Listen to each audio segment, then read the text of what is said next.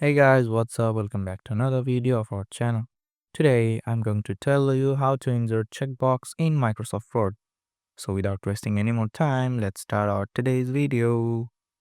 Inserting a checkbox in Microsoft Word is a useful feature to creating forms, to-do lists, and surveys. Here's how I can do it. Method 1. Using Developer tab. Enable the Developer tab.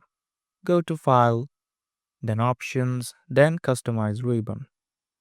Check the box next to Developer under Main tabs and click OK. Insert checkbox. Place your cursor where you want the checkbox. Go to the Developer tab. Click on the Checkbox Content Control button in the Controls group. Method 2.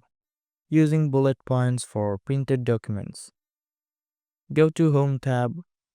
Click the small arrow next to the Bullets button.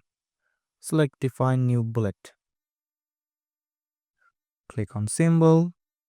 Choose a checkbox symbol from the list. Click OK to insert the checkbox in your document.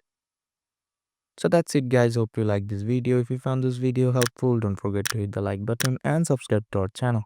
Till then, bye bye.